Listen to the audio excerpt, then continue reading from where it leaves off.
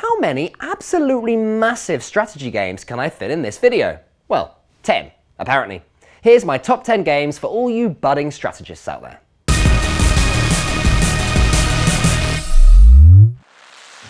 Just to get this out of the way and make a statement, this will be the only digital board game I'm going to talk about today. Yes, tabletop games are great for all strategists, but including them as well as the other games, well, they wouldn't fit.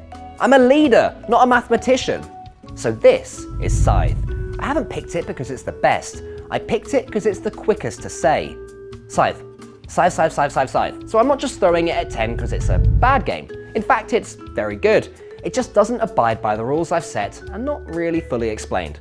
So yeah, no more board games on this list. Oh, and no real-time strategy either, and no colony sims. I should have just called this the best turn-based strategy game, shouldn't I? Oh well, too late for that.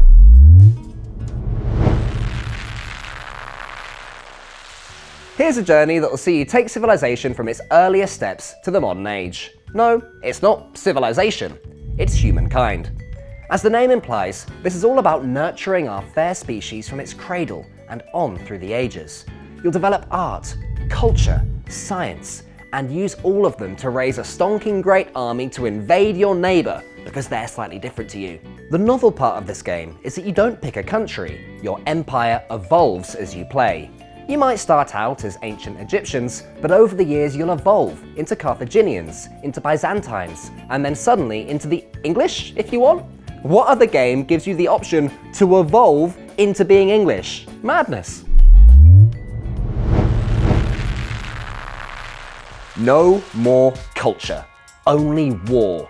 All-consuming, never-ending war. This is Gladius, Relics of War, set in the Warhammer 40,000 universe. There's just so much violence and conflict and bloodshed. How excellent! As one of the various factions in the game, you'll land on Gladius Prime, an untapped world of near limitless power. Will you share this with the groups looking for a share of this resource-rich planet? Absolutely not! Slash and burn, baby! What ensues is just unrelenting, all-consuming war. One might call it total, if that name wasn't already trademarked.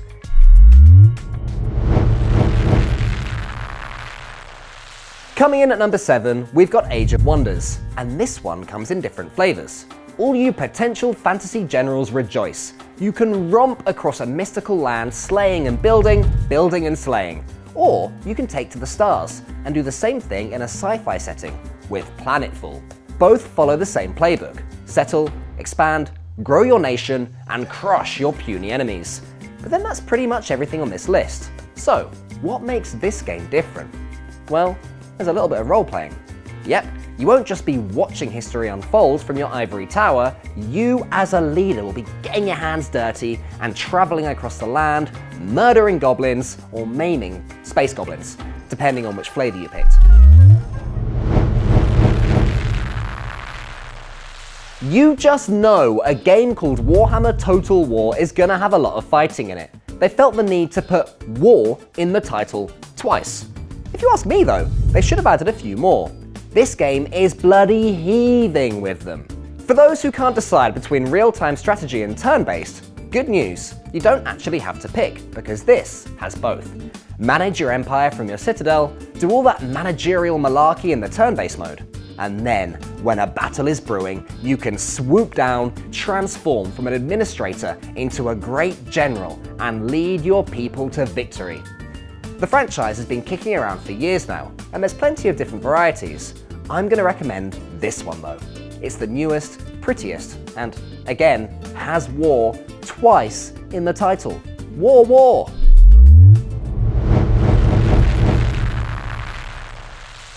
Off into the cosmos now, as we build an empire amongst the stars in endless space.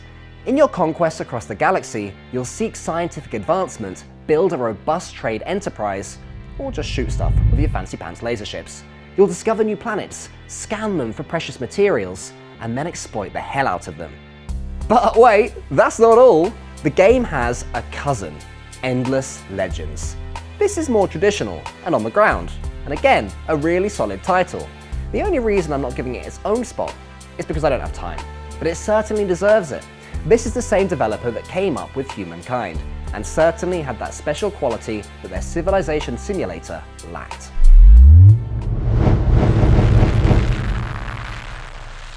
I know what you're thinking. This game is too old. I only like new games, shiny games. I'm relentlessly fickle and shallow and probably ugly. But here's something. Oh, come on. But here's something for even you. Even despite my hatred for the old and desire for newer, more modern solutions, Alpha Centauri is still brilliant. This was cutting edge when it came out. That was nearly 25 years ago. It had features that if we saw them in a game today, we'd be amazed. You could terraform the map, alter and tinker with your units to adapt them to your current situation. Alien fauna and flora could be utilized and exploited, aiding your intrepid pioneers in unexpected and ingenious ways. It was designed by some guy called Sid Meier's. Come to think of it, the name does sound familiar. Got it! He's the guy that did the pirate game.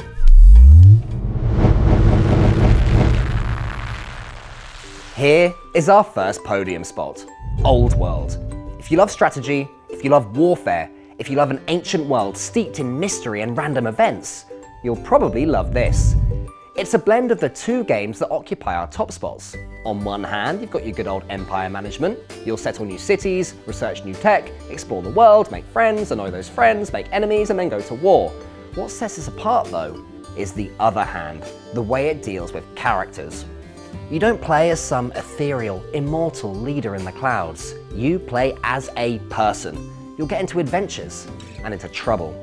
While you want to see your great nation prosper, you also want to make sure all your hard work doesn't go to waste when you inevitably die of disease or a knife in the back. It's all very grounded in that time. What of your Greeks, Romans, Egyptians, Carthaginians, and what have you. So great if you like that era. If that doesn't interest you, well, on to number 2.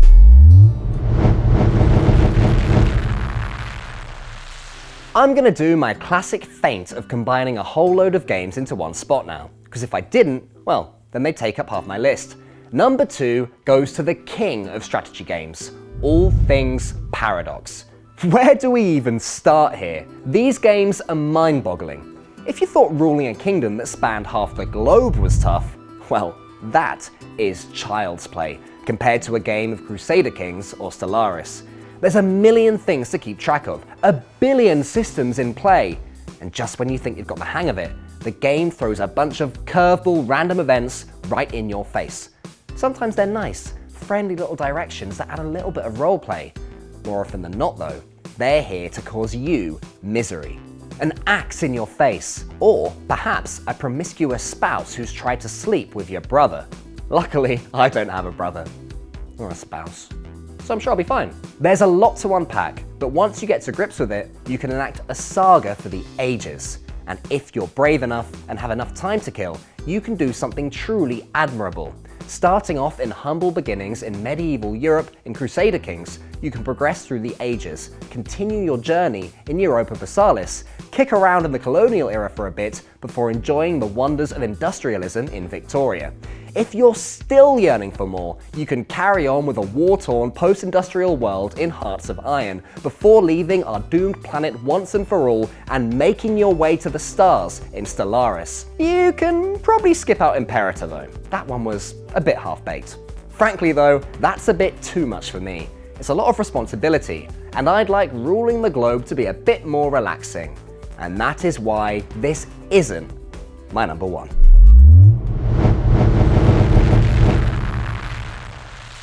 You may have thought Civilization was complex. Well, compared to the various Paradox games, it's a walk in the park. The systems are more user-friendly, there aren't as many of them, and the aim of the game is clearer. That is, to guide your chosen civilization through the ages. Victory is earned by diplomacy, boring. Science, boring. Culture, boring. Points, the most boring. Or by fighting everyone in sight. That's more like it, baby. The preferred method for true leaders such as myself. It's just a refined experience. It's got a healthy dollop of charm, and it's lovely to see your civilization grow and thrive as ages go past. And to you people complaining, Oh, he's only picking that over Paradox games because Civ is easier. Well, yes. Yes, I am. I'm not as smart as you. Sorry. You can go and change it if you want. Oh, no. No, you can't. Because the episode's already been made. You can fight me for it, but I will warn you. I've beaten Civ 2 on 2 different difficulties. Very easy and easy. And there we have it. All of those of you who have dreams of ruling the world and toppling nations, just don't, okay? Play these games instead. History would have been a lot more chill if we could have sat dictators in front of a game of Civ or Hearts of Iron. So go forth, conquer new lands, crush your enemies, and hear the lamentations of their women. Do that until the next episode, where I'll have 10 more things to talk about. Ciao!